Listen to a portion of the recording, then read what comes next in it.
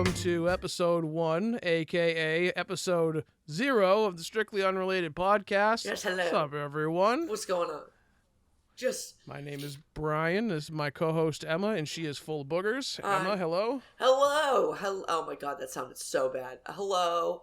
I want to do I want to do the mothers from the sisters from The Simpsons. Like, hello, darling. I'm like almost there. Hello, Bat. Hello, dear. Oh, there it goes. A little bit more. Okay. You just gotta work up.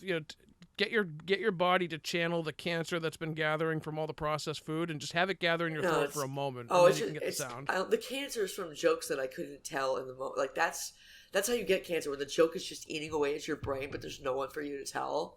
Like that's what I'm dying from. Hey, come on. I know you're a Seth MacFarlane fangirl, but that's a Family Guy joke where Lois has got the tumor in her brain and she's going, is it? I'm a tumor. Oh, I wasn't thinking of that. She says to Peter, she goes, or no, not to Peter. She basically gets like stressed out with him. And somebody says to her, I think it was Brian, I think it was the dog. He just goes like, how do you deal with that? And she just goes, I just repress all of it. Is that healthy? And she goes, what's the worst that could happen? And it zooms in on her brain. I'm a tumor. I'm a tumor. And of course, it's a little Peter tumor singing to itself. Yes, exactly.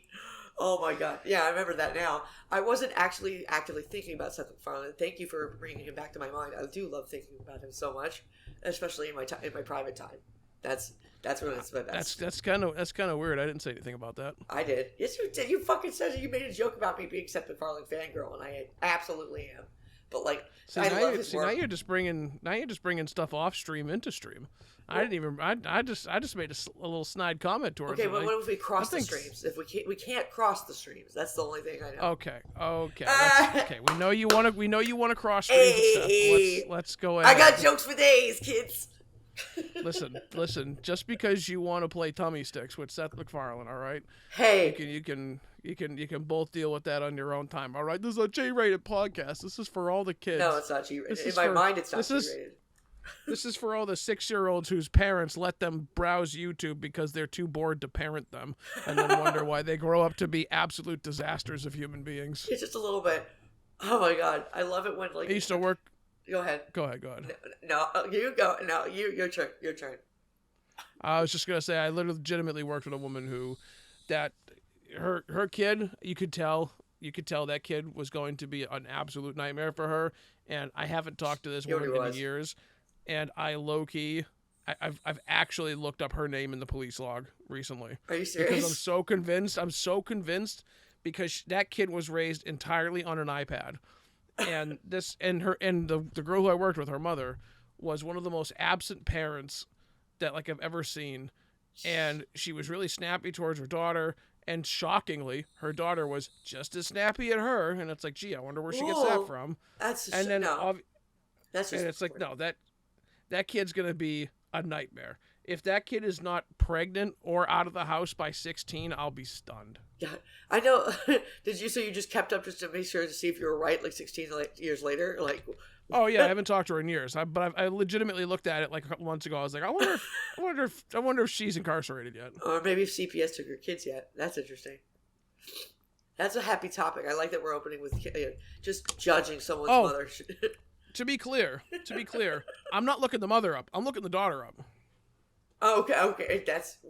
That could be weird. Because the daughter's got to be like 17 or 18 by now, and like I said, get them digits? It's one of those things that you just gross. It's one of those things that you just know, like I said, I swear to God, because I'd actually been around this girl's daughter a couple of times because of work functions, and like just seeing her over the years, it's like, dude, and she used to joke about, she's a handful, and I'm sitting there going like, of course she is. She's a firecracker.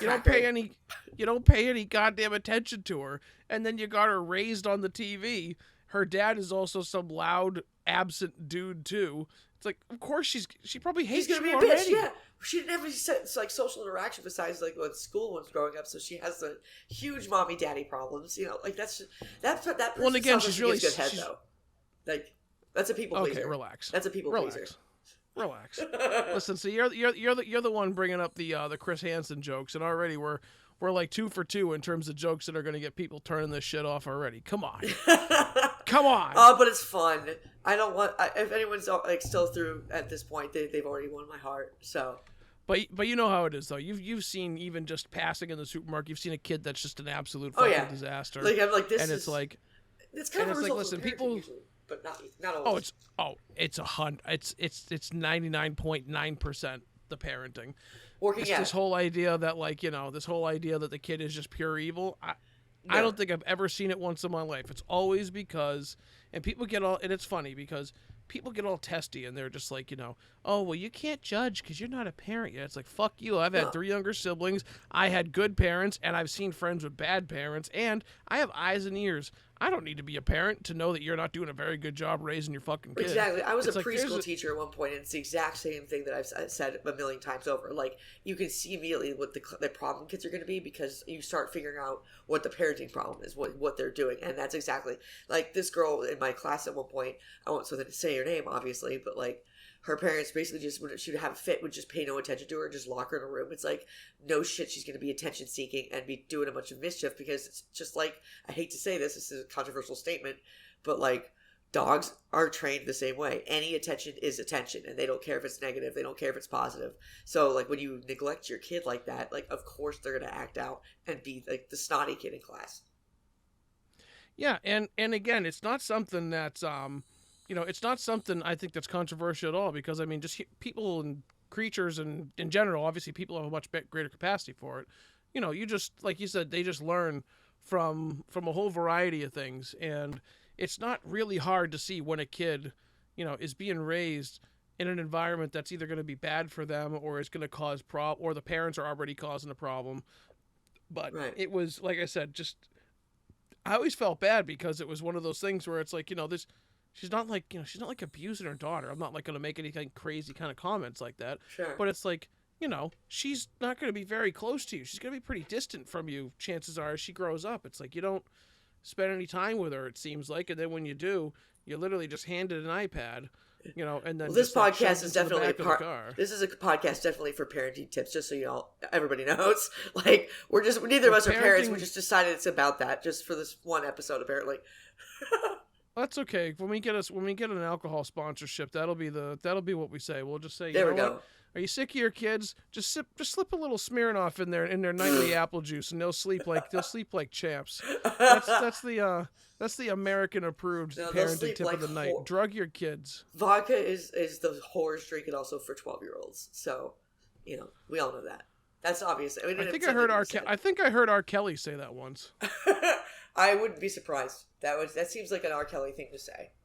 Not that I care too much about what he says at all, because fuck him. Well, I don't think anybody really cares. The guy's in prison, right? Who gives a shit what he thinks. God. But what we're going to do is we're going to do a brief little introduction for those of you that either know just Emma or just myself. There's very few of you that know both, so we figured it'd be a decent little idea. Just go through a little bit of up and down of just a couple of quick questions, including first of all, what made you wanna do this podcast, Emma? What made you because I know from what you've told me you've tried to do one in the past, didn't quite cohese. So what makes you want to do a podcast? I love the interaction that I get to have with someone who's my friend. That's kind of the first thing. It sounds like a lot of fun. And right now, just to be a sarcastic asshole, because I'm employed, or unemployed rather, that's usually it's like kind of what's the word I'm looking for? You need it on your transcript to graduate, basically. I don't even know. It's like having weeded in art school. You kind of I completely lost my train of thought. Wait, can we go back? Start over. That's okay. Okay. Listen, you start right over. Okay. So, first of all, unemployment. That'll be the number one reason for starting any podcast, I think. Anybody who's made a podcast knows this. You have to be unemployed before you have, or at least homeless, maybe. Something that'll make, your opinion really not necessary, and not necessarily your voice being added to the cosmos about it. So, here I am. Well, as we've previously discussed, the podcast is the new midlife crisis. Exactly. When our parents used to buy motorcycles, people in our generation start podcasts. That's one of the surefire signs that you're hitting that midlife crisis point. It is like when you turn 35 and you just start going, what am I fucking doing here, you know? But mostly I just hang out and just have fun, you know, have fun with my friends, and hopefully eventually might get another people to either guest stars, you know, as a third person for some fun episodes later down the line. But yeah, I just always wanted to be able to have my voice heard in a different kind of medium, not just, you know, through writing or any other of the artistic talents that I dabble in. And I just, you know, I mean, what has anybody? Has anybody heard you yet? What, my soul. There he goes. That's me calling you Baroque and unknown. You are mid and unknown. Oh, I am more than unknown. I am just a fucking enigma unto myself. I don't fucking know. Anyway, what about you? What makes you want to do a podcast, Brian? Talk to myself too much. And I talk to myself too much, and I like the idea of just having almost like, to put it in the most polite and professional words possible, just kind of a dumping ground for everything that I've been thinking about and like everything that's been going on. And while we're not really going to be doing any kind of current interests kind of real shtick, I'm sure it'll bleed into things. Oh, yeah. It's kind of hard not to, you know, once in a while. I'm sure something will come up at some point where I'm ADHD. will obviously feel the need to bring it up. We'll get there. And I mean... Hence the name Strictly Unrelated. You know, we have a very lightly scripted show. You know, we're the first show to ever do that. It's very unique. No one's ever done that before, so we figured we'd give it a try. Exactly. But I just like the idea, again, of just being able to, especially when you're just doing, you know, like you said, you joked about if you're unemployed, you're kind of sitting at home, you're not doing anything.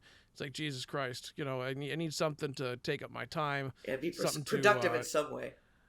And there's also an importance, I think, in flexing your spoken mind muscles, quote unquote, because there's a lot of people, especially nowadays with the increase of work from home, that I think almost have started to lose a basic grasp of conversational skills and a basic grasp of just like how to extrapolate your thoughts without typing them all out. It's like, no, rather than just being able to just your fingers do the talking, like you still need to be able to speak, you know. And it's like, you know, some people would even argue that, no, that's not, but I think it's almost, I was reading an article the other day that said that, quote unquote, I want to say handwriting almost like in general is dying.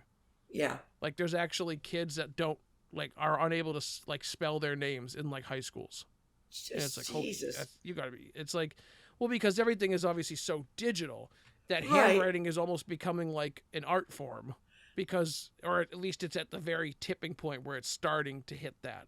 You know, obviously plenty of people can write. Sure. But the idea is that because everything is becoming so digital, that it's actually, we're seeing a deduction in the overall skill set of new generations to do that.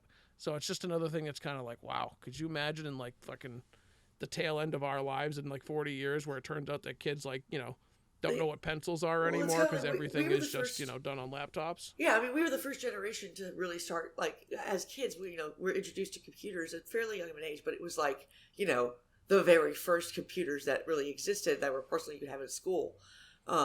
So these kids, like, especially the next generation under us, they grow up in a digital, like, they can use an iPad better at 2 years old than somebody who's like our age, because they know how to navigate. It's so natural to them. Yeah. Which creates a problem too of like, you know, addiction levels of you know, this whole problem with TikTok is that literally the algorithm is designed to fucking grab you.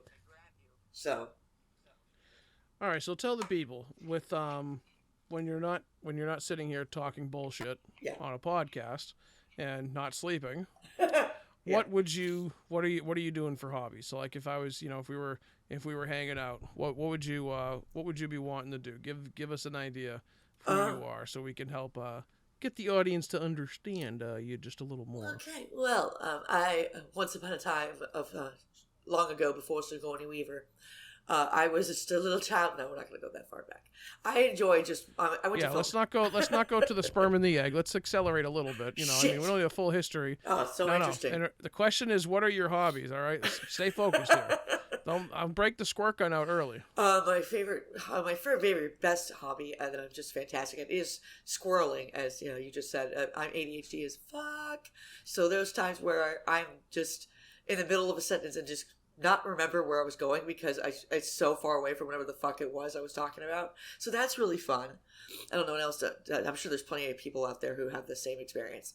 But I went to film school for undergrad, and like it's always been my passion. So that's one of the things we're going to talk about most is media and music and films and TV shows. Things like that are definitely up there. And for some people, it feels like feels lame to say. Like my hobbies are movies. Like no shit, everybody watches movies, but just for me, it's just a different thing.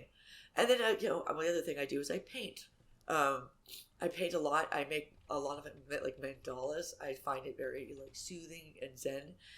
There's actually little dotting tools you're supposed to use, but I don't. I use paint pens, so I have to get every single dot, exactly. And it's one of those things that's really always eased my mind. Whenever I'm like zoned in on something particular like that, and all my attention is focused there. The only problem I have there, of course, being ADHD, is that I hyper focus, and by nighttime I was like, oh yeah, I forgot to eat today. So that's really fun. What about you, Brian? What are your hobbies? Eating is important. I would recommend. You said that so fucking fast. I was actually going off the tail end of your comment. I was saying eating is a good idea. You should probably eat. I wasn't saying eating was my hobby. It sounded like that's what you were saying. I was like, self-burn? I see we're already going for the fat jokes. I know. I see how it is. I heard it out of sympathy. She's already going. Brian's on a diet right now where he does intermittent fasting. And I fully encourage it and love it. But like, also I'm sitting here like, sorry, buddy, I can't do it. I have respect for you. I genuinely do. I'm not even intermittently fasting. It's just that's not even something I'm doing every day. It's just one of those things where I did it by accident at a job I was doing because I literally just didn't eat breakfast because I had to get up early, and I would get there and there just wasn't time really. So the most I'd have in the morning would be like the thing of water, and then by the time lunch came around would be like the first time I ate. So I was intermittently fasting kind of by accident, and I ended up losing like 20 pounds in like 2 months, just like not realizing it really. So well, that's awesome. But that's really good. I mean, if you found something that helps you, then by God, exploit that shit.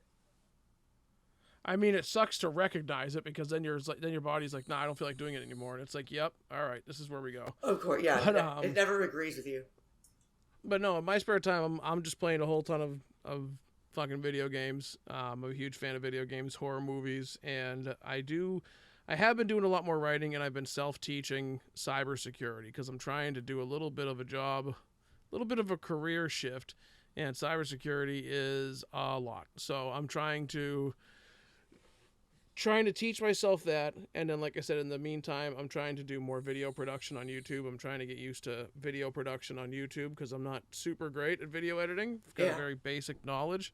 I can do that. I'm doing that, and the games that I'm going to be playing are typically going to be Escape from Tarkov, Fallout 4, and probably a mix of a few others. But Fallout and Tarkov are the standards. They're the ones that are. They're the ones that always. God, you guys have been playing Tarkov for fucking years, like since I was still living in LA. 8 years. God damn that! And you guys still just play that all the time. And Tarkov just died yesterday. Oh, that's right. You told me that. That's why I was kind of. It's a whole lot of drama that's not worth going into. It's something that would take a long time to go into. All that matters. What are you gonna do for bonding time now? I'm playing Tarkov. You're still gonna play it though. I'm playing the single player version, which is the unofficial, not supported by the developer version that they don't like, because it turns the game into a true offline game, because Tarkov is online and has both player versus player and player versus computer player, but single player Tarkov is a complete and utter carbon copy of it that not only supports mods, which Tarkov doesn't, obviously. Right. But it allows you to simulate the whole game offline. So There's no cheaters because you're not playing against other players. It's just good. And as a matter of fact, it's starting to blow up in this last day or two because of how badly the devs have just absolutely shit bombed Escape from Tarkov with greedy pay-to-win practices, which, again, I could sit here and rant on for the next 2 hours and blow the podcast out, so I'm just going to stop myself there. I was going to say. Tarkov is a game that has been around for 8 years and shockingly has never had any real competition, and it's kind of surprising that no other game devs have put a serious effort into it, but it looks like they have a few competitors on the horizon, so we'll see what it has. But and then we'll just wrap it up. We'll just wrap it up with this one last question for the both of us. Sure.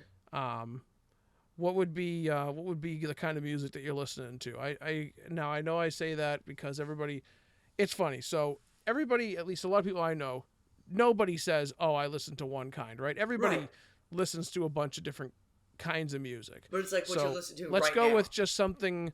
Let's go with something right now. Like if you had to go into your Spotify or Apple Music, whatever you listen to music on, and you had to pull up like your most common played tracks right now, or something that, like for me on Spotify, I have my own playlist that I just call Hooked, where I just put in songs that I just have on repeat, right? Yeah. One of the songs that I have up there right now is "If It Doesn't Hurt" by Nothing More, which is a nice little rock tune. I definitely got it from WrestleMania. It was used in a couple of video packages. And I know the band, but but it's a pretty great song that just came out, and I actually think they just had another single drop. I think it just dropped, I want to say maybe like a week or a couple weeks ago, with one of the members of I Prevail.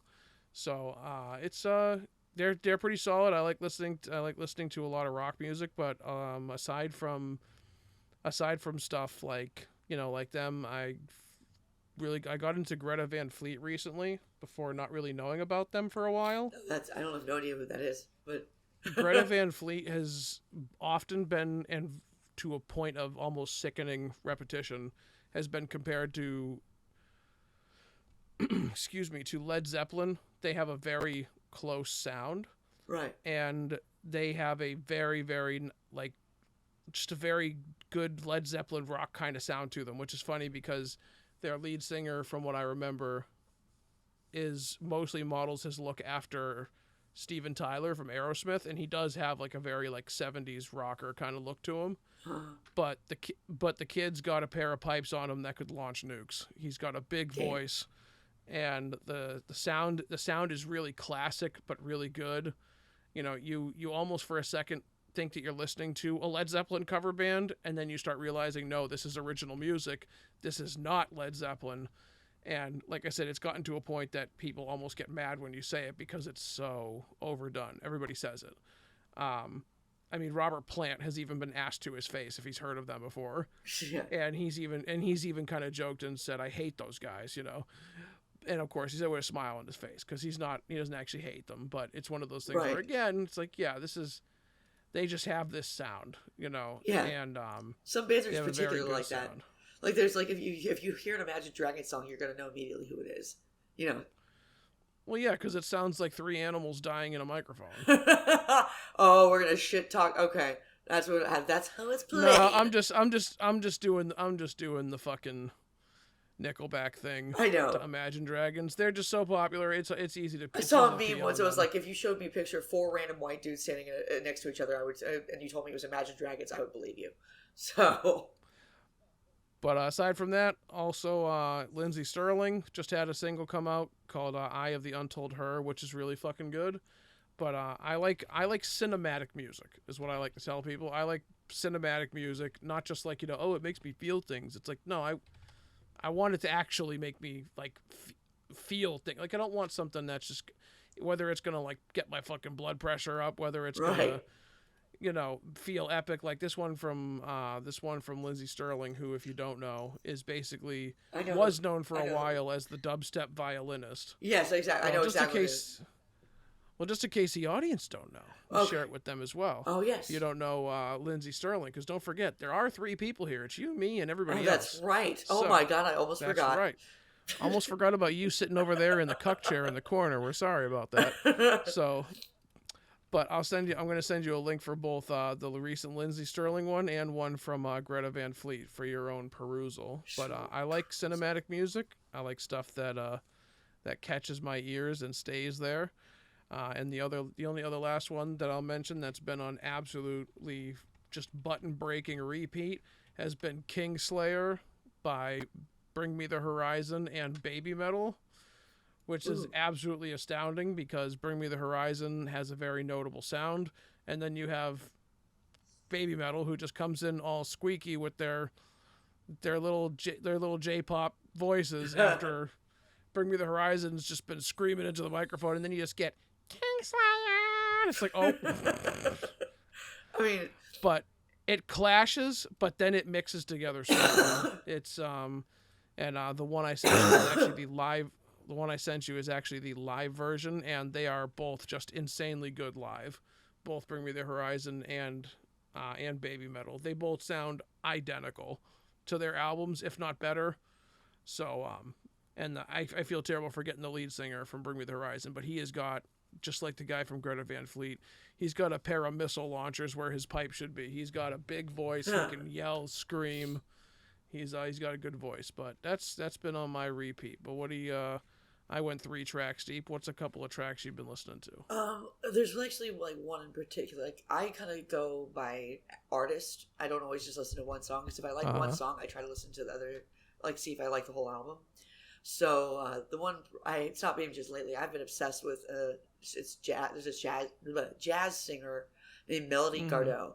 Her song "Hard as Black as Night" and "Preacher Man" have been for like the last 2 years just on constant repeat. Whenever I listen to music, there's no limit on the number of times I can listen to her and get bored. It just doesn't happen.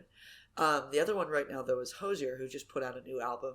I had some friends just now because of that album get into Hozier, whereas I was still into Hozier from way back to Take Me to Church, which is one of those songs that a lot of people know because I like a lot of pop. I like a lot of rock, especially classic rock. I know people like everything but country. No, there's some country songs I like too. Like Dolly Parton cannot be understated. Some good stuff.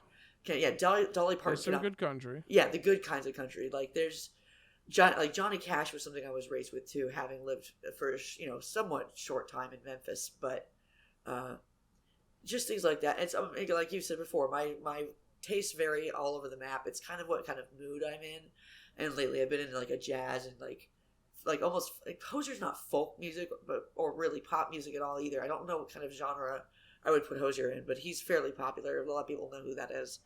And the other, since you went 3 deep, I've been listening to so much jazz lately. That's really what my obsession is right now because I love to sing, and I love to sing jazz most of all.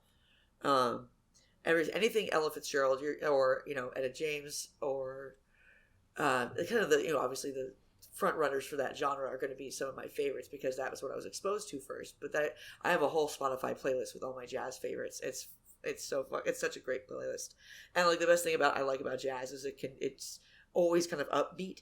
There's even in the song, if the lyrics are sad, it's always kind of this like, my life is horrible, I don't want it. Like it's just so exactly so country.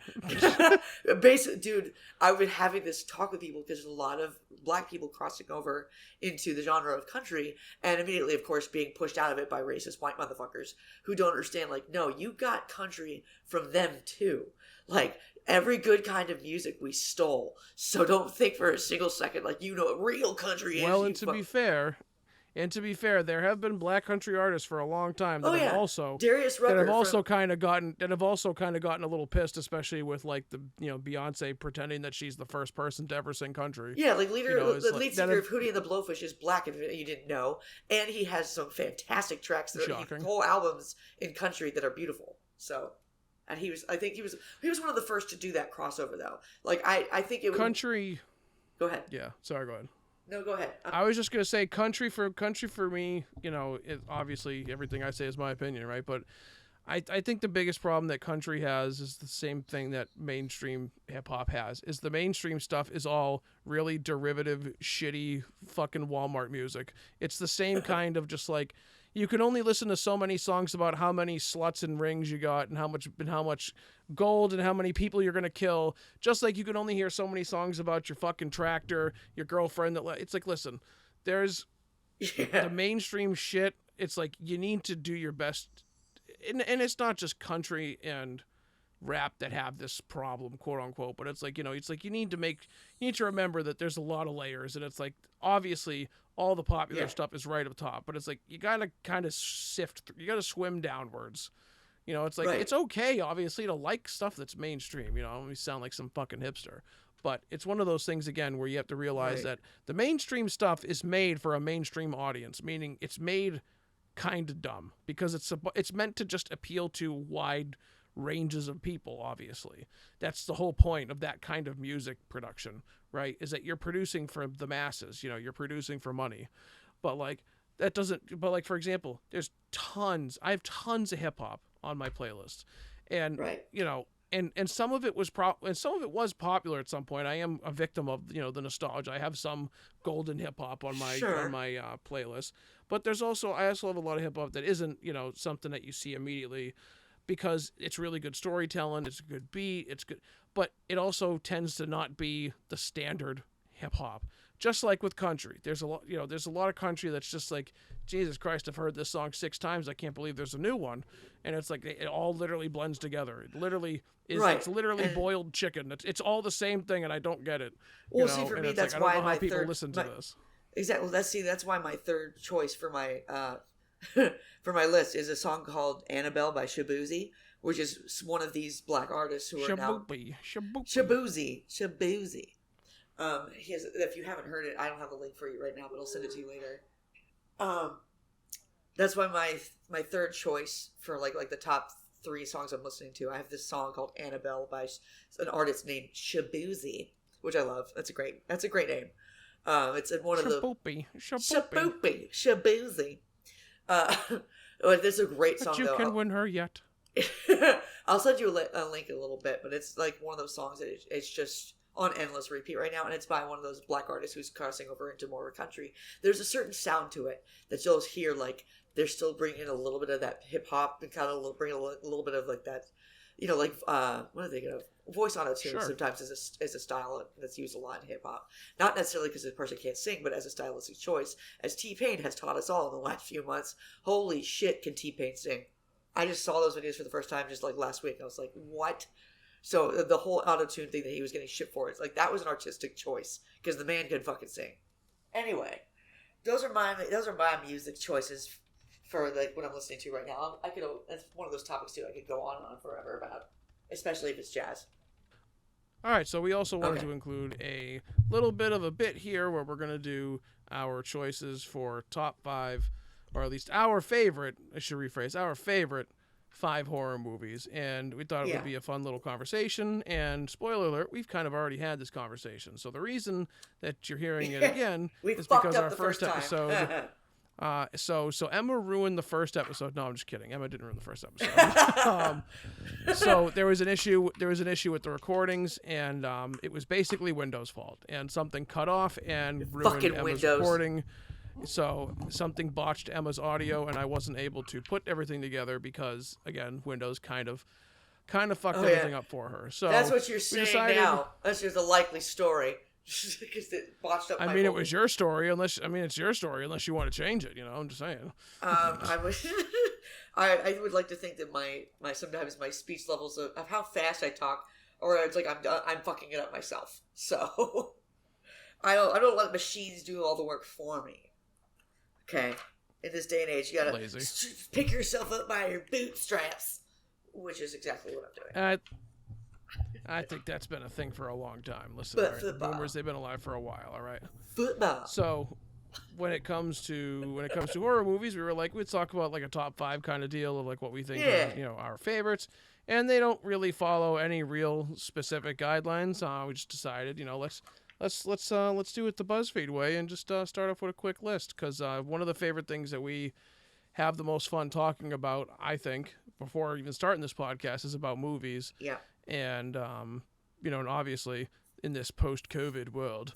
A lot of people are doing nothing but watching movies, so it was like, all right, this would be an easy little topic get into, and decided to do some top five horror movies. We did a top 10, and that took approximately 4 hours. So we chopped it down to 5, and we're gonna go ahead and go into it. We made some changes to our lists.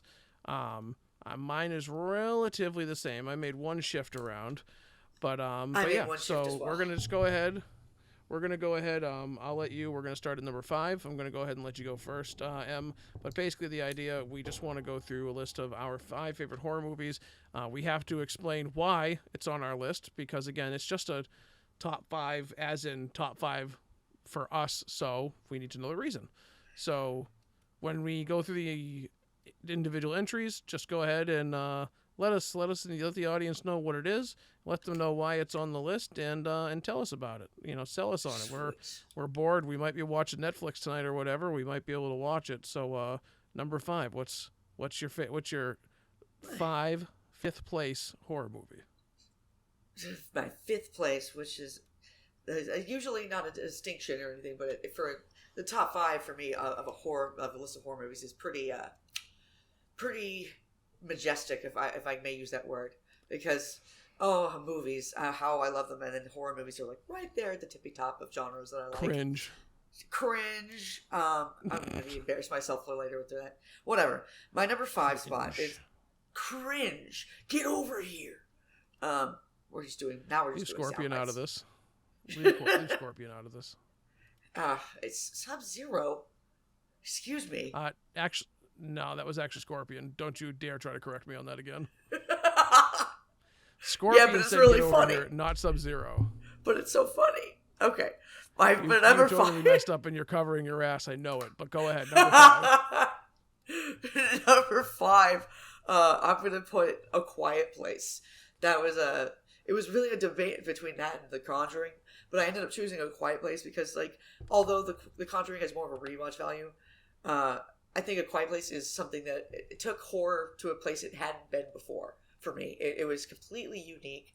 And the whole idea of it being, told from this medium of, here's a bunch of aliens that invaded. The thing that, that draws them, obviously, is sound. And here's a girl who's deaf. And, how that would... that's such an amazing impact for me of how, it's a character-driven horror film, which isn't always the case. You have a lot of horror films that are, you just know there's the dumb blonde or the jock and they get killed first, kind of that kind of script that you get in a lot of slashers, which is probably why one of my least favorite subgenres of horror is slashers. But with A Quiet Place, it's very intelligent and very heartfelt, especially because John Krasinski was, directing his wife in this, and they are playing actual, a married couple on the screen, but are actually married in real life. There's that great scene where they're just having a dance in the basement, and they just have their headphones on. It's so sweet, and it just creates this this love for these characters in a film that they're not talking in. They are very, very, very little. Usually it's in sign language. And I love how John Krasinski incorporated using sign language on his set as well. For that, and just how original it is, how different, and how genuinely fucking terrifying. Holy shit. Those monsters in that movie are something else. I remember watching them, how fast they are. It's Jesus Christ. It's even worse than zombie apocalypse. So fast. It is so fast, because at least if Alien hears you... Fast. At least if the alien from Aliens hears you, you got a chance of running and shutting a door behind it, maybe. But those things they're fucked. So that's really my 5th choice. What about you, Brian? What's your number 5 favorite spot? Your 5th favorite horror movie of all time? You're so fast, Peter. Let me tell you about him. Oh, Peter. See, I'm stuffed up right now. I bet I could do a really good Lois impression. Oh, don't forget your sweater, sweetie. Oh, fuck yeah, it works. I just impressed myself. I'm talented, Brian. That's what I'm saying. I'm just saying I'm talented. I'm a talented little bitch. Anyway, number 5 spot. What? What? What? One of the best lowest moments of all time from Family Guy was actually a somewhat recent episode where we're just gonna put it out there, where she taught Peter how to lick the ice cream cone.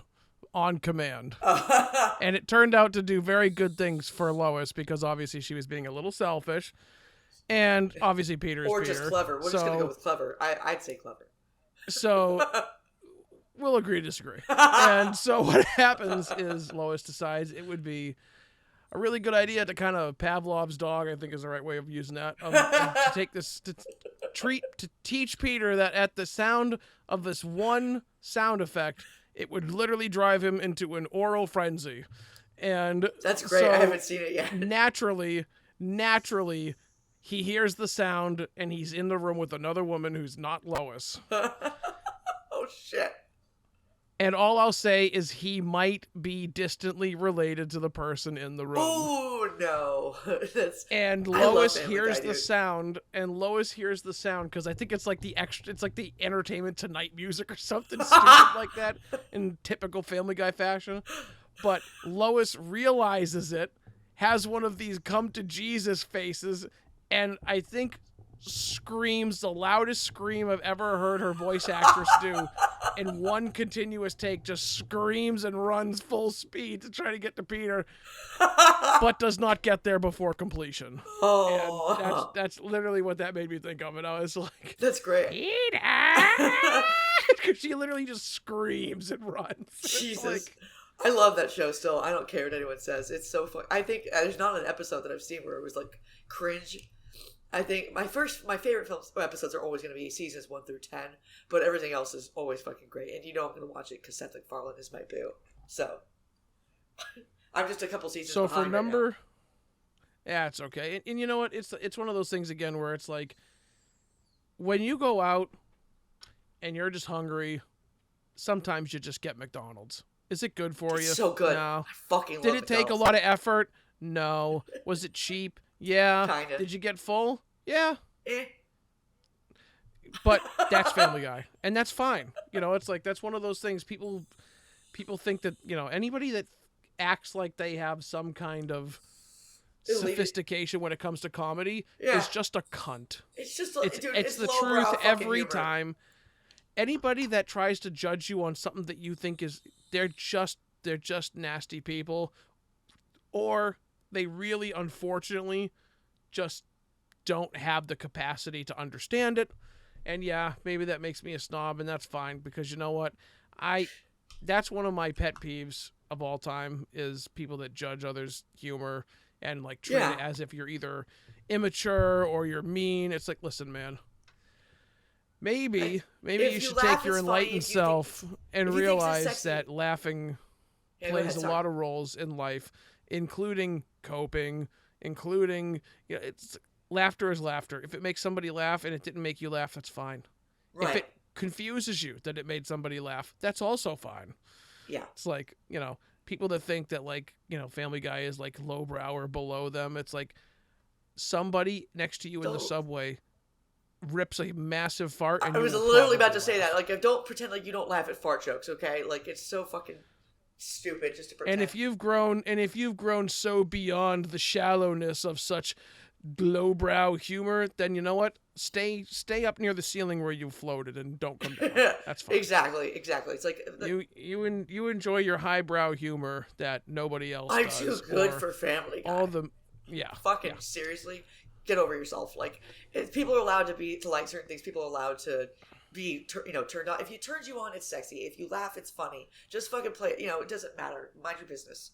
But we're getting my number 5 fits right in with this conversation, because number 5 is something I would consider the Big Mac of my list, because it's not something super deep, it's not super complex, but it was really entertaining, and I've watched it repeatedly, and I haven't seen it in a couple of years, so I'll probably watch it again soon. And that's Grave Encounters. I knew you were going there. My favorite.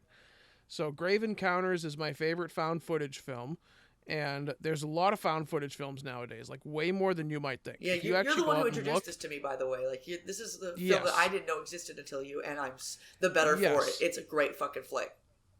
And it's also still pretty underrated. There's still a lot of people that don't know about it. It's still a little bit of a cult classic. Yeah, I hadn't even heard of it until like a couple of years ago when you got me into it. Like, it's really like deserves more recognition than it gets.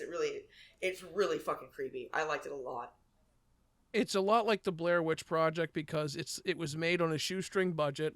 It is a shaky cam film, and in this case, instead of wandering into the woods looking for a witch, it is a parody of the ghost hunting shows, more closely related to Ghost Adventures, because it is a small team of people. It's a main cast of like 3 to 4 people. Right. Ghost Adventures being 3 people.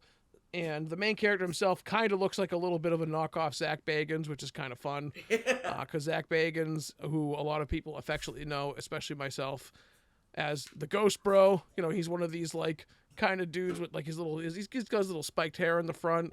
And I mean no disrespect to the dude, but it's one of those things where it's like the dude's a character. Yeah, absolutely. Right? And it's like, you know what? I'm not going to, I'm laughing with you, man. I'm not laughing at you, but it's one of those things where it's a good movie that follows that formula of a ghost hunting team that goes into a mental asylum because nobody's ever gone to a mental asylum before, right? But the idea is that they're going to stay the night. They're going to take all kinds of footage, and of course it turns out that the patients actually never left, and they might actually be there. And it's a paranormal film. It plays into the paranormal angle. There's a bunch of great shots. Yeah, it's like I'm not one for the gore porn. I like something that's paranormal but can do it because obviously it can be paranormal and suck. I'm looking at you. Sure.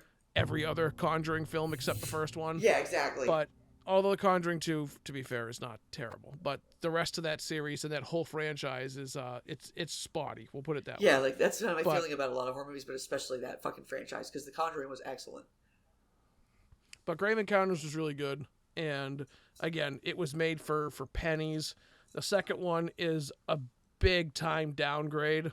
I still like it for the campiness that it is, but Grave Encounters 1, very much worth it. It's a whole story. It doesn't require a second one. The second one was clearly made because it made 4,000% of its budget back because again, it was made for almost nothing. Right. And it made at least a couple million in sales and people caught on to it. So Grave Encounters. It's a good film, and like I said, if you like any ghost hunting shows, and if you're not too big on gore, this one's much more of a creep fest, and it'll definitely wet the whistle there. So, Grave Encounters, check it out. I don't know where it's streaming, but you could certainly find it. So, Grave Encounters, you could probably find it for free on YouTube. But before this one loses her mind, what do you got at number 4? I like the expression you use, and I figured I would just say it 3 more times because, autism. Number 4. Okay, Beetlejuice, let's go. I can't wait for that movie, dude. I can't wait for the second one to come out. I'm so amped. I can. Oh, fuck you. I like how it looks. I hate it already. Oh my god, of course you do. It's gonna suck. I might, but still, it's like, I'm gonna have to see it. Like, I have to. Tim Burton's done nothing good in 15 years. Get mad. No, you're not gonna get me mad with that. I fucking agree. I'm just saying. Maybe it's because from the same successful IP that, like, he'll maybe manage to make a number 4. Number 4, which is I told you. A note to the audience: sometimes you have to pick up Emma and place her back on the track. You did the same so she fucking keeps shit. moving. You did it. Okay. 4 is. And then she screams, so you just put her back on track and say, "Go ahead." Also note that she just said I couldn't get her mad, and I kind of got her a little bit there. So no, please. I'll just say. Got her. Communism. That's what that is. All right. Anyway, number 4 is a little flick that is called Frailty. It is surprisingly one that you haven't seen. I'm really surprised you haven't seen it, but let's just cut right to the chase, because anyone who knows me at all is going to wonder. Bill Paxton is in it, of course. I had to include at least one required in any list. I'm kind of almost like trying to all the lists we make in the future. I swear to God, I'm going to find a way to squeeze Bill Paxton into every single one. I don't know how I'm going to do it, but I will. Because I have a little bit of a love for that man. And by love, I mean an aggressive love. I named my dog Bill Paxton, and he is so cute. We mostly just call him Billy, but still. Frailty was directed by Bill Paxton, which is it immediately goes up on the list, because I genuinely love anything he does. And the film is genuinely fucking good. It's basically a story about a father that raises his 2 sons. It's like the mom is gone. I think she died or something. It doesn't matter. Who cares? But all of a sudden one night in the middle, Whatever, fuck her, goodbye. yeah, exactly, whatever.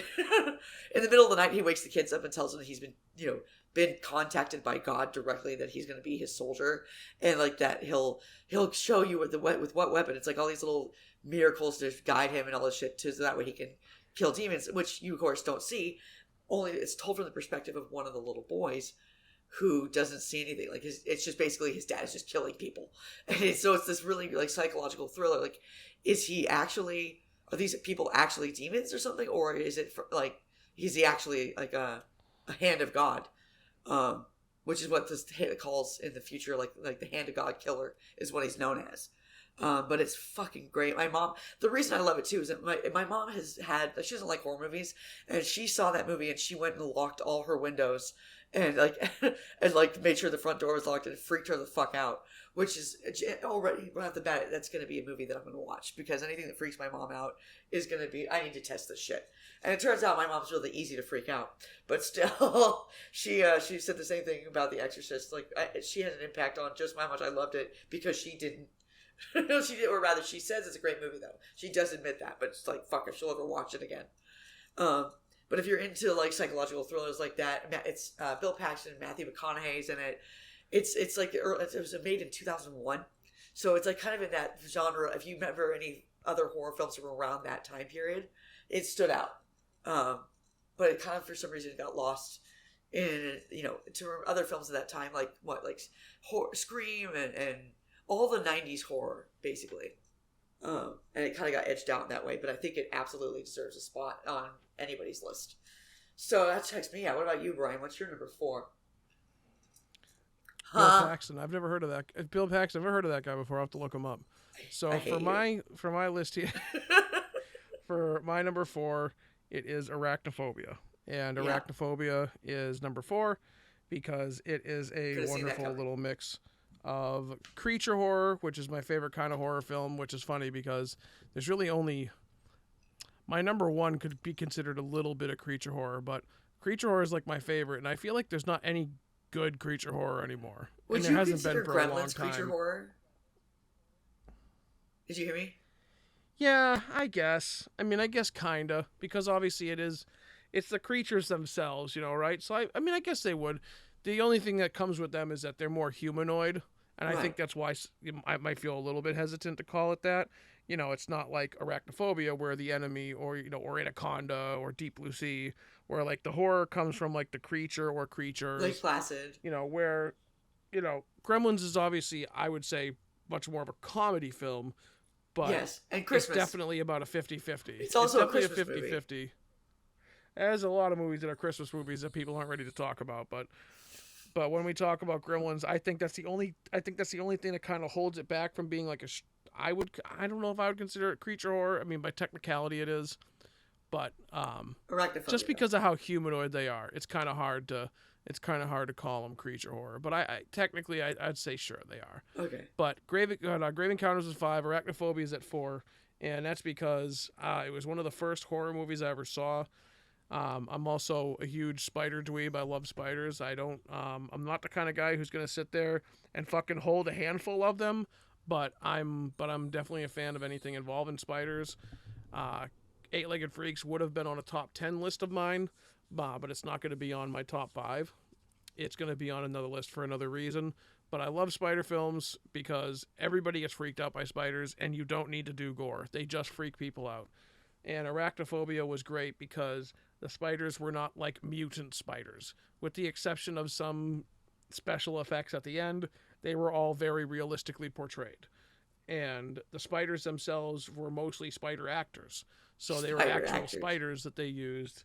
And I forget the exact species, but the film was great because it had a great story. It was a really simple story. Doctor moves in, thinks he's going to be the new doctor of this little town. Old doctor says, fuck you, I'm deciding I'm not retiring, and I'm going to hang around. So Jeff Daniels, who plays the main character and the doctor in the town, has to deal with basically having no career and being stuck in the boonies until this giant spider death epidemic starts happening, where people start getting bit by these killer spiders. And again, it's the original spider horror film, I think, for a lot of people. For and sure. there's a startling amount of people that have still not seen it.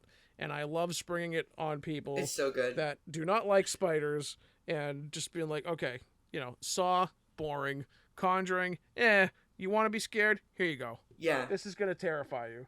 My cousin, when he was, I want to say 14, I don't believe he slept in his own bed for 3 months after he saw it. He literally would not leave. He would always sleep in his parents' room because he was terrified of that movie. Right. And the movie does a great job of playing up those icky little scares where, like, a spider's in like a box of cereal or it's underneath something, and it's like, they play it up really well. And it's got little bits of comedy sprinkled into it. It's just a very good script, and it's a very enjoyable film. It's something you can watch a couple times over. And again, you got Jeff Daniels, you got John Goodman in a bit role, and he's hilarious. Oh, John Goodman. I forgot John Goodman was in it. Holy shit. He plays the exterminator. He's a riot. And I would totally be up for a whole movie with just his character. He's pretty funny. That's true of every but it does John a really Goodman good.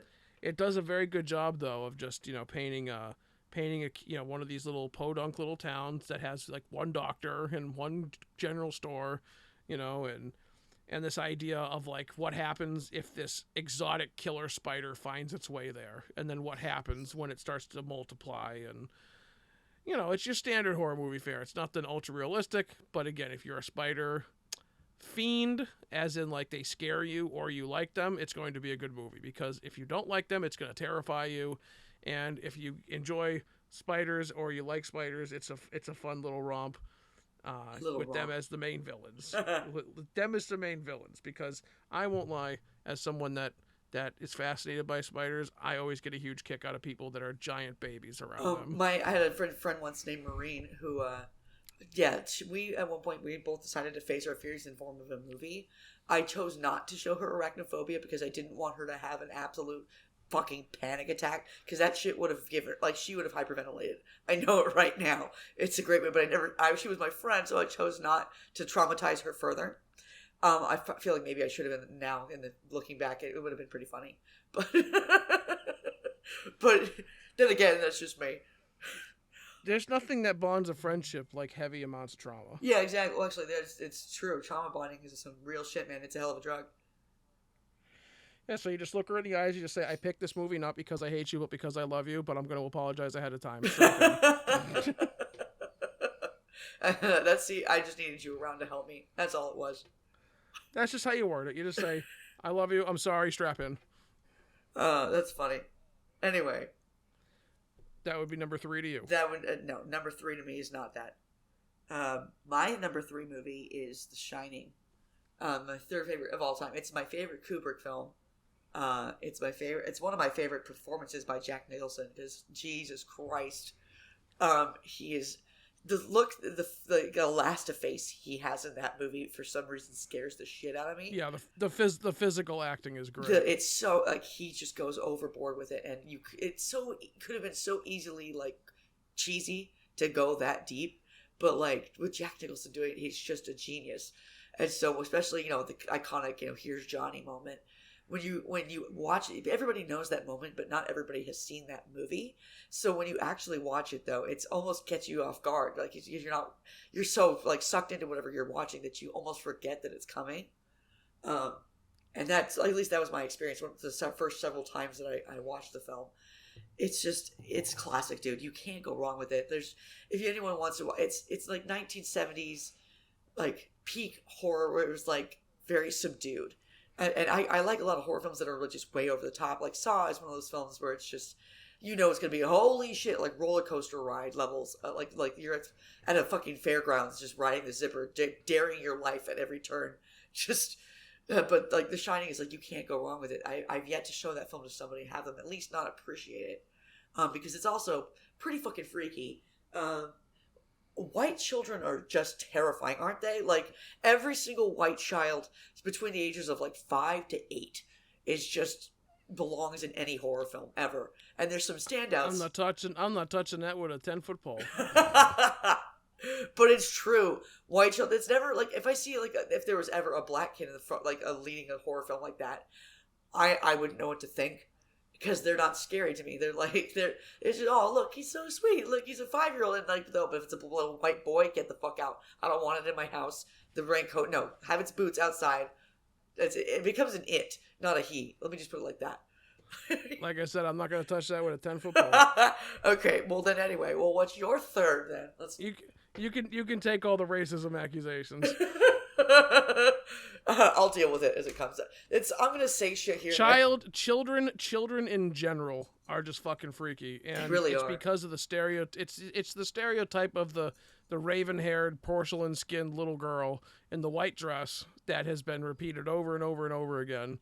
That you get, or the Damien, kind of exactly, the Omen. That you get the idea of like the little freaky kid. Or But Poltergeist. I will tell you Poltergeist that too. it's one of those things that children have this. They have this way of unlocking almost like a primal or a cosmic horror, because the idea, I think some of these movies can and have done a good job of representing, is the idea that this child came from the void, right? It just was born only like 5 years ago. So check his head they might, for 666. they might still have some memories that they're, like that they shouldn't have because they came from a previous life or something like that. Right. There's some, if you go onto YouTube, you'll find videos of people being like, oh, my child's like talking about what they used to be in their previous life, and they're like 3 years old. They just learn to talk, and they're just like, Mom, I used to be a stonemason, and you're like, Oh yeah. and it's like, all right, well, you're going to bed now. So my I'm not favorite gonna ones, listen to yeah. any more of this. My favorite stories are more like, they're talking about like Mr. Smiley. Yeah, you can't see him like it's an imaginary friend, and just says, Mr. Smiley's just telling me to kill you. Like, what? He said, I don't know, Mr. Smiley isn't allowed in this fucking house anymore. What the fuck is going on? What did you just say? He says you don't want to meet him. Yeah, exactly. And you're just like sitting there like, I think this child might murder me in my sleep. Just maybe.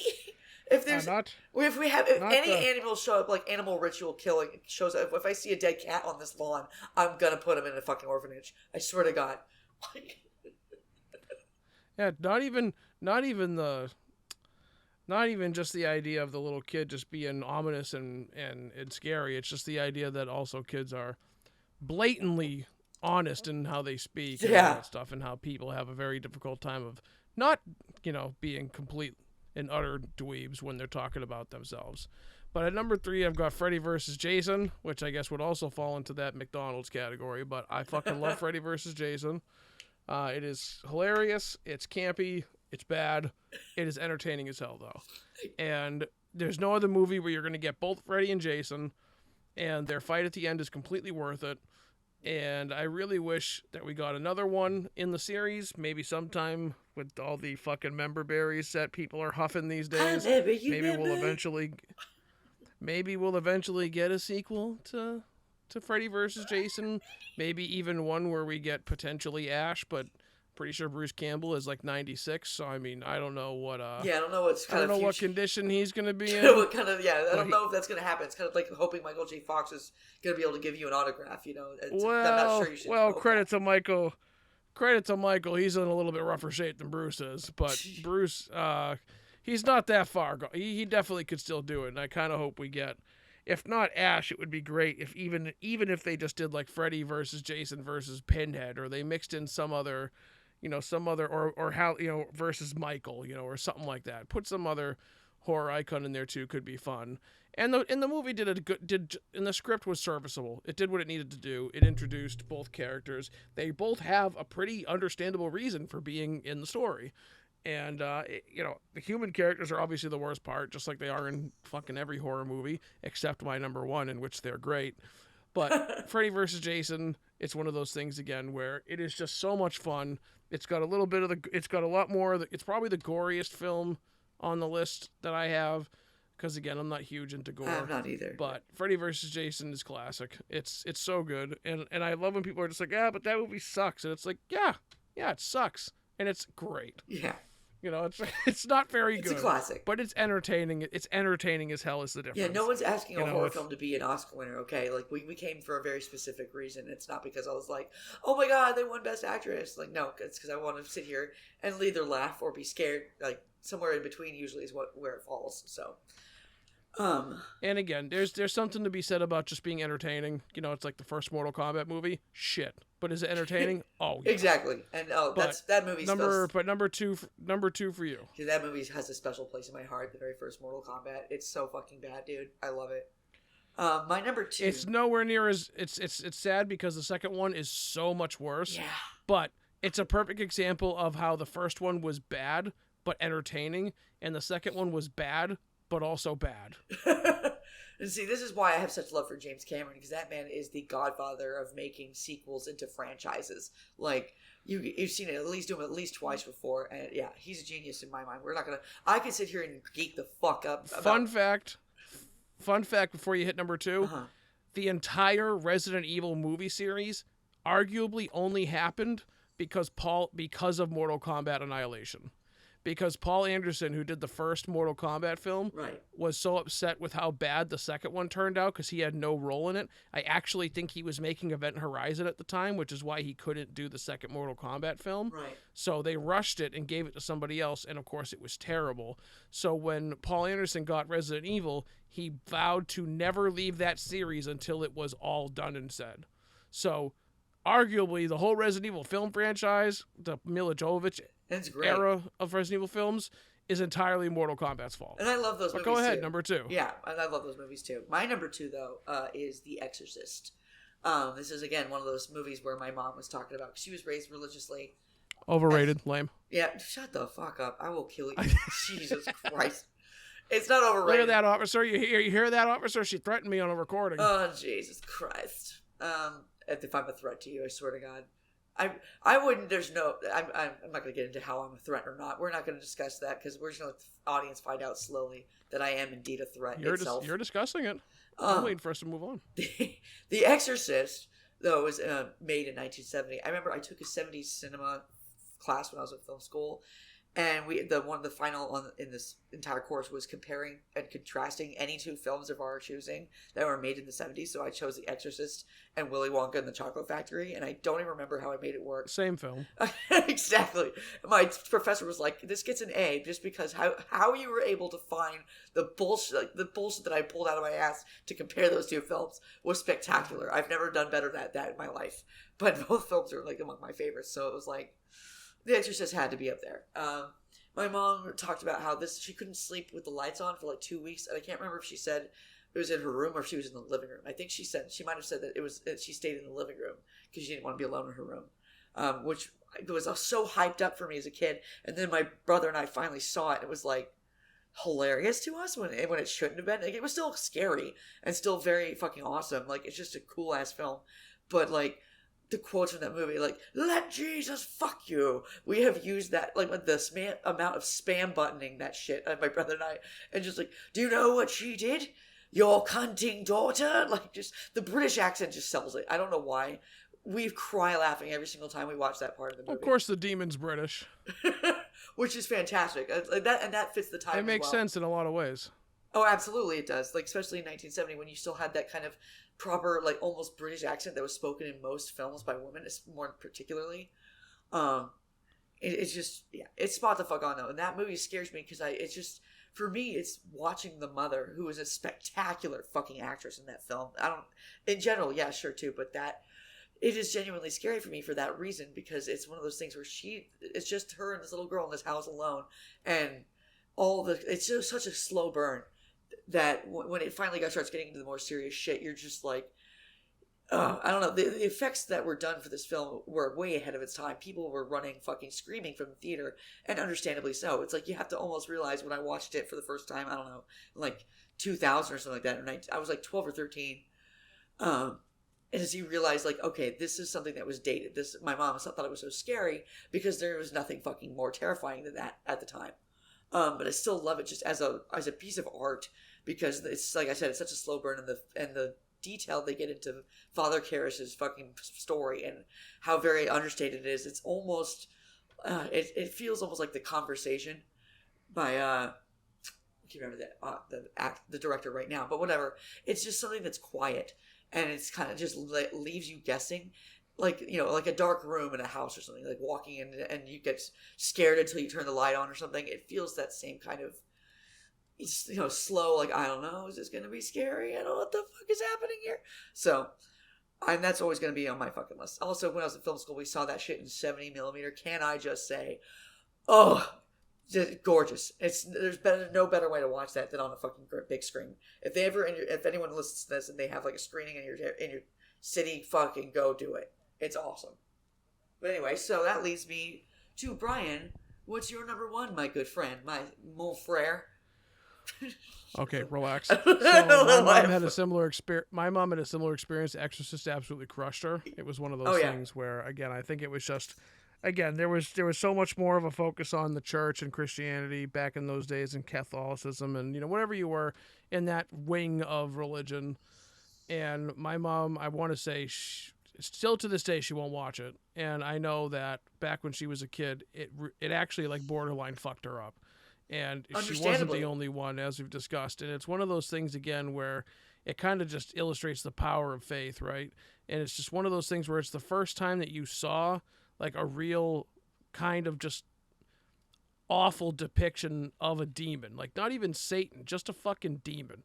And like the idea of the brutality and obviously the gore of it and the violence of it and the nastiness and the vulgarity. And it was just like, listen, it's not shocking that these fucking movies fucked with people, including our parents. Yeah, right. But, so, looking at the list here, number one, no doubt in the mind, Cabin in the Woods. That's such a great choice, too.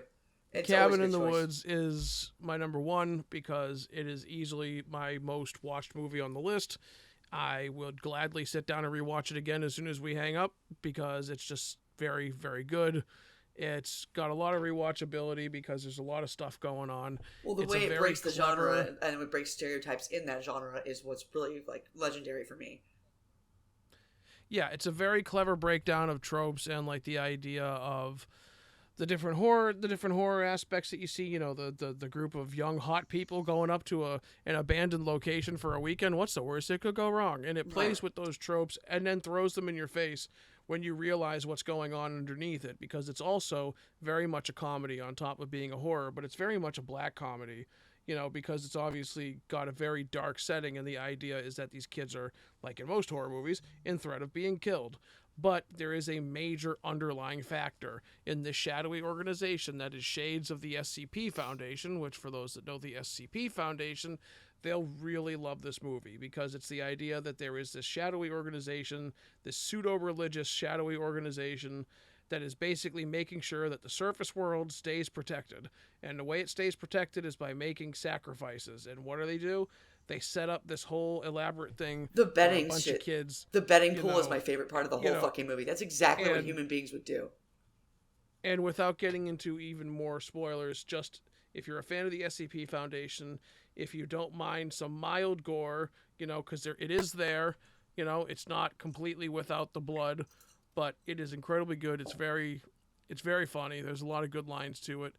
And again, it just does a fun job of playing with the tropes. You'll see Chris Hemsworth right before he went into Avengers, so this was right before he really blew up. You're gonna see a couple of big time cameos that I won't spoil. At least one really big cameo that comes right at the end that was a pretty good one. Yeah. And I do like, again, the overall idea that this is a standard, almost painfully standard horror film, but with a big twist.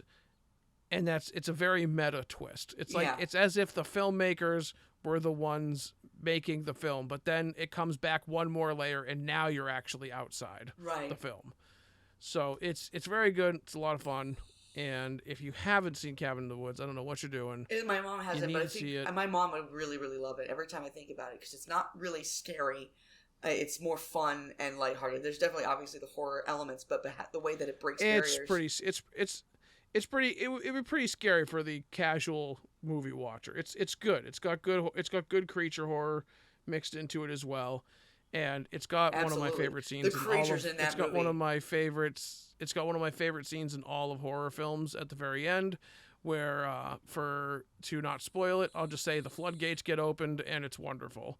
And it's a beautiful scene, and it's a probably the goriest scene in the whole film. It's an absolute mess. And it's one of those scenes that makes the movie rewatchable because you could rewatch it a dozen times and still find new things because of just how much is going on. And my mom loves it. Cabin in the Woods. Yeah. My mom would love it. I was just going to wrap it up by saying Cabin in the Woods, bottom line, number one, not even a consideration. It's incredibly good. It's very, very, very good. Yeah. Pretty certain we skipped my number 2, but that's fine. No, we didn't, did we? Yes, we did. Yep. Well, my number 2 is my number 2 is Oculus. Okay, I thought I said number 2 when I said what's your number 2 film. No, I think one of us screwed up. It's okay. We're fine. Yeah, no problem. So we'll wrap it up. So no joke. Joking aside, it's fine. Okay. I could have sworn you said what's your number 1. Even if you didn't, it's on me. But it doesn't matter. My number 2 was Oculus. Oculus is a very under the radar horror film. A lot of people haven't seen it. It's got Katie Sackhoff. It has Karen Gillan when she was, I want to say, like 16. She was young before she was, who, if you don't know her, is Nebula in all 748 appearances she's made in the Marvel films. But I'll just say Oculus. Very light on the gore, very heavy on the spook. I would put it in the same category as The Conjuring in terms of it just being freaky. Yeah, it really Oculus, very good, but Cabin in the Woods number 1, not even close. Okay. Go ahead. If we skipped your 2, say it. If not, I go number 1. No, we did my number 2. I think I guess we'll find out when we listen to the recording who fucked up. No, we did number 2 for you. So okay, go ahead, number 1. Okay, so I was gonna say Oculus is one of those films that freaks me the fuck out. I don't like horror films that gets too heady like that, but it is great. And I think Cabin in the Woods is a solid number 1 pick. It's one of those films I know my mom loves excessive gore, like to the silliness levels of gore, and that's what the scene you're talking about there toward the end was like. Everybody who knows you knows who number 1 is, so it's okay if you delay it by a little bit. That's exactly why I was delaying. It's like anybody, you can literally know me in passing and know what the number 1 answer is going to be. Of course, it's Alien, the first one. Pee Wee Herman's Big Adventure. That's going to make some other list. I swear to God, I love that fucking movie. And it's so quotable, too. But Alien, though. Alien. The reason I say the first one, anyone who knows me knows, my favorite film of the entire franchise is the second one. However, I'm a little bit snobbish here about genre because I think Aliens, the second one, is more thriller, action, horror. It's definitely horror, definitely scary as shit. But, it's more action and more, thriller. Whereas Alien is, quiet and just straight up horror where the crew's getting picked off one by one. Kind of feels more like Agatha Christie's, the 10 Little Indians, where it's just, you make your way down the line of who's getting killed, which is, by the way, it can't be overstated by the fact that this movie is about a female scientist, and because nobody listened to her, they all died except for her and her cat. The end.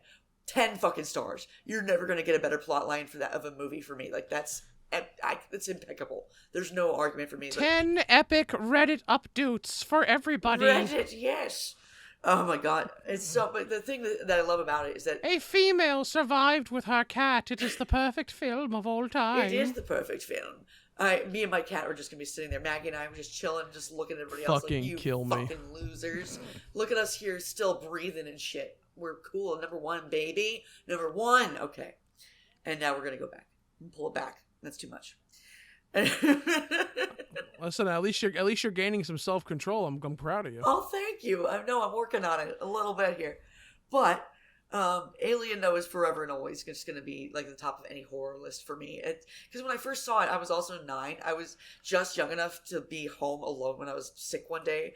And the first fucking thing I did, of course, because I'd been wanting to watch these movies, I saw a clip of it when my parents were watching it. And I was like, what the fuck is that? And they're like, no, you're not watching it. So, of course, the next chance I got, I watched it. I watched the first, second, and third movies all at once in one day.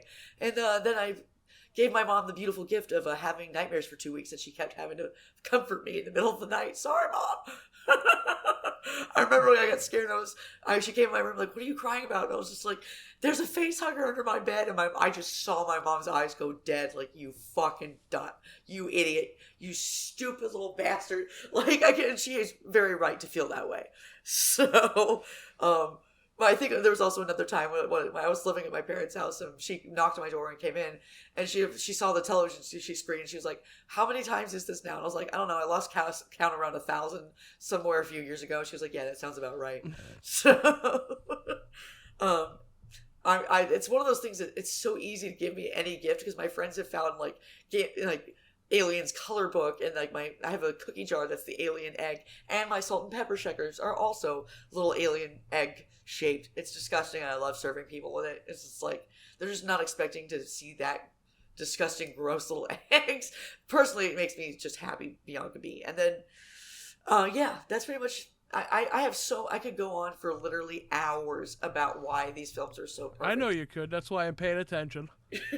I'm jumping all over the page here of like why it's so amazing. I'll just be like, as soon as she starts getting a little too carried away, we'll just reel her in. Maybe we'll mute her. At least I'm whatever, still on topic. We'll be done. Do you see me still being on topic though? Like, look at me go. That's amazing because I didn't like branch off into. That's because you want to be on top of Sigourney Weaver. No, I want to be on top of Bill Paxton, except not now. Now, a few years ago, he's dead now, unfortunately. But I was gonna say he's a little dusty right now. That might be a problem. The day he died, I literally, it was like someone in my family died. The number of condolences and like voicemails and shit I got from that day, and like it was hysterical. Like even my little brother texted me, he goes, "You know Bill Paxton's dead, right?" I'm like, "Yes, you asshole. Thank you for fucking." And it's like 10 in the morning, like top of the morning, and everyone's all calling me. It did feel like that though. It definitely felt like a true loss for me. Like that and Robin Williams were like deeply emotional for me for some reason. But that's why when I happened just a few weeks later though, after Bill Paxton died, I happened to get a puppy, and I had been making jokes for years about how I was going to name my first dog Bill Paxton, so it just seemed right. So now I love people's reaction when I tell people my dog's name. Like, and they're like, "What's his name?" And they're expecting like Rufus or whatever the fuck. And I'm like, Bill Paxton. And every second or third person is like, like I love the way they laugh. It's so great because that's what it says on his little tag too, just Bill Paxton. But anyway, but yeah, that's my number one. That wraps up with our list, I believe. Band. And the end. That's it? That's it. It's all over. It's done. Okay, well, it's done. All right, so we went through our top 5. We did it in a we were very good up until the end, until the order was ruined by one of us. Who knows? We'll find out eventually. Yes, but I'm anxious to know and find out. I feel like it's you that fucked up. That's okay. I don't want to break your heart and say that I know it was you, but we'll see. But place bets, you'll fit. Placing all bets. I could have sworn you said, "All right, number 1," and that's why I went to number 1. I thought I said number 2, but I don't know anymore at this point. Well, I guess we'll find out. I mean, you've been speaking nothing but number 2 all night. Boom! Oh, snap. Look, done. I see what you did there. Done. I see. Done. That's delicious. Podcast over before it's even started. We've peaked. And Humor's we've over. fucking been canceled already. If you are insane enough to still be here, you've definitely left now. So you're all welcome.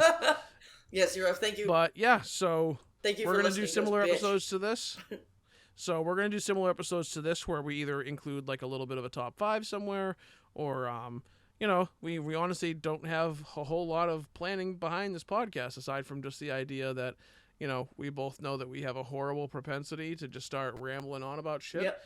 And I have a feeling that some episodes we're just going to feed each other subjects and we're just going to talk. That's exactly it. That's like and try to stay on point, Yeah, and probably not, but hopefully stay in that same national park of a subject. Yeah, but I love getting you into a rant. I just sit there and just quietly just observe as you're just going, and I'm like, look at him go. Like you can go for 45 minutes. You're just as much of a talker as I am at this point, I think. Although I'm a little more easy to distract. And by little, I mean a lot. I need to care. I'm not a talker in the way that I can just yak. It's like, if it's something, I have to give a shit about it. Like the Tarkov thing could go on for hours, just because not only do I know it, but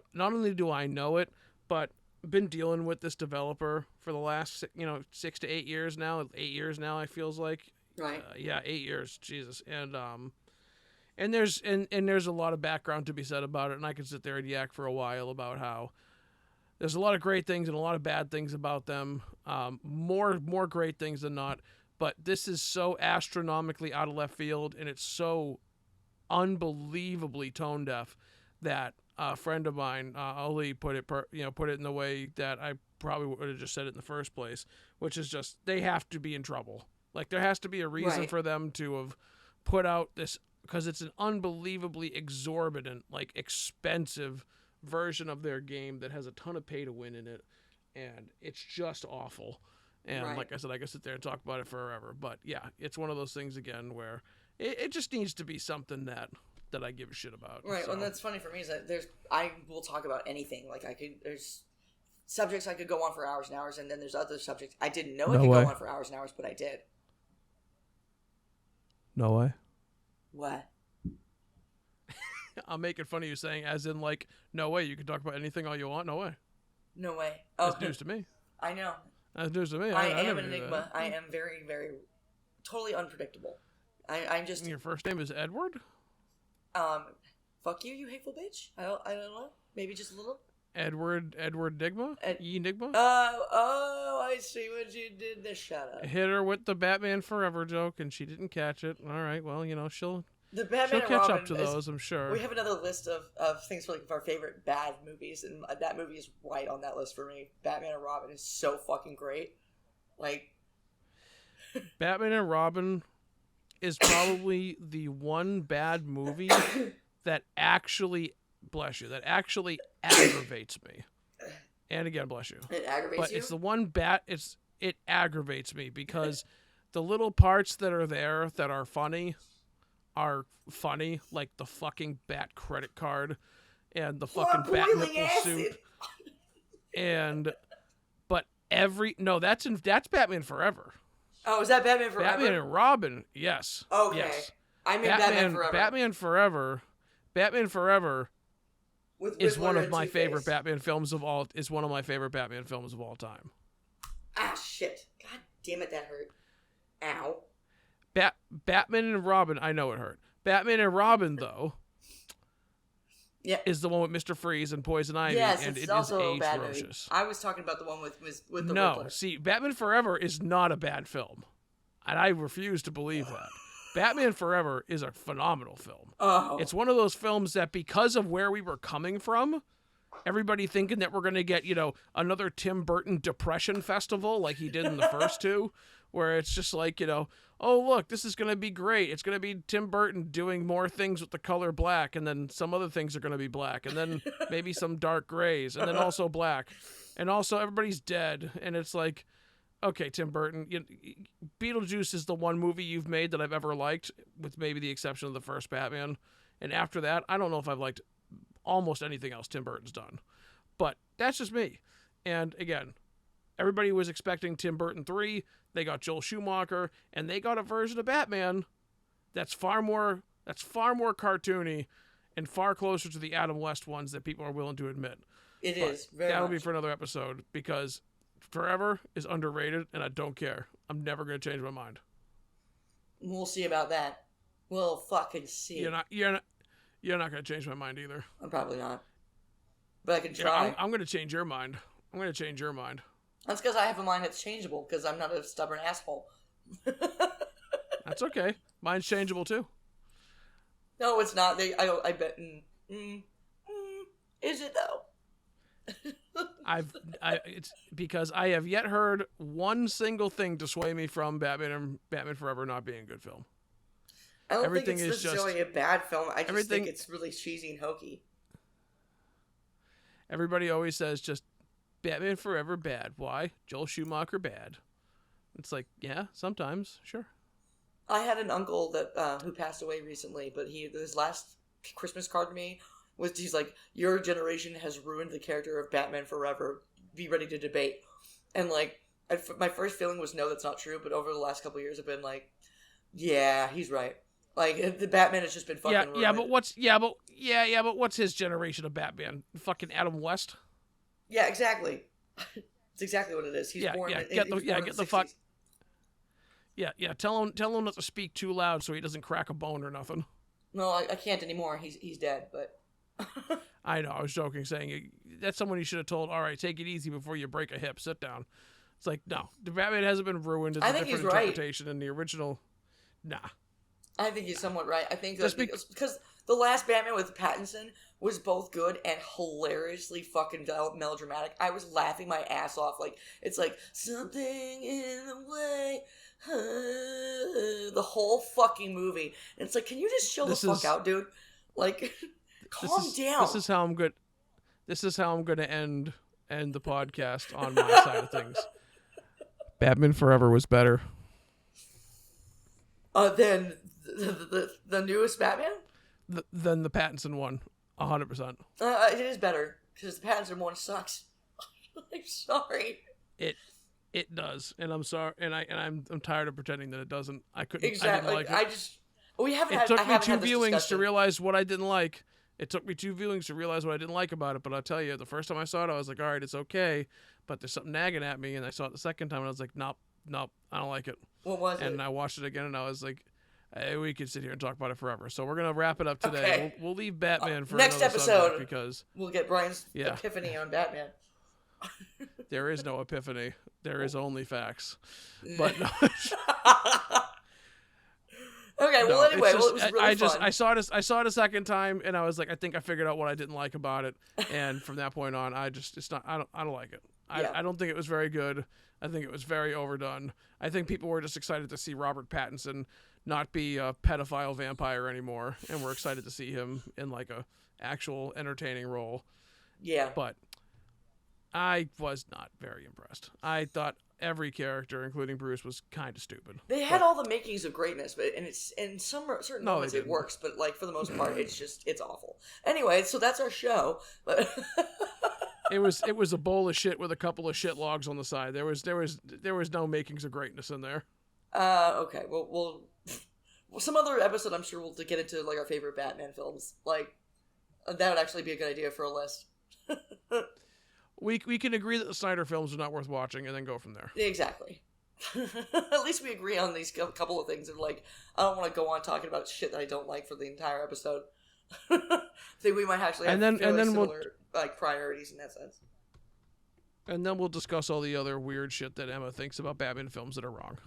Weird shit. It's not weird. It's called correct. That's a funny way to pronounce it, but okay. Got her. Okay. Done. All right, everybody. Well, thank you so much for you listened this far. Appreciate you very much. Thank you for tolerating us. Exactly, and just enduring our fucking bullshit. We'll be back for more content with more bullshittery and fuckheadery. Very important subjects. I think bullshittery was the original title. Don't forget, it's Strictly Unrelated. Strictly Unrelated, y'all. Why? Because you have to get it right. Bullshittery was the prototype name, but then we realized we couldn't market that, so I think Squirrel was. Then we went to Strictly Unrelated. No, it's definitely bullshittery. Okay. I mean, that's pretty much You're what wrong. it is. I'm right.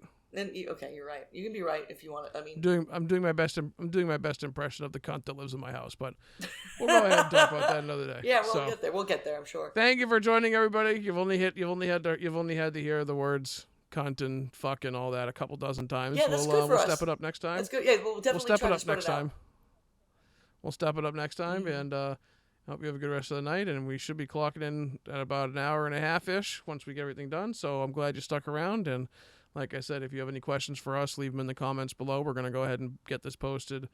Most likely, it's gonna get posted right up to YouTube, and if we can get up a few other accounts, maybe an Instagram or a Facebook page or whatever, Sweet. we'll get it up there. But you should see it on YouTube first. So leave something in the comment about any feedback, anything you want to hear talked about, any questions for us, and maybe we'll. I definitely wouldn't mind including some Q&A at the end once people have some questions, and we could do that as well. But otherwise, I appreciate you joining us tonight, and Emma is, I believe Emma is going to be put back into her cell in a few moments, so we have to go. Yeah. And I have to go back into my cave, so. I have a group meeting for, badass bitches like myself at 8, so gotta get going.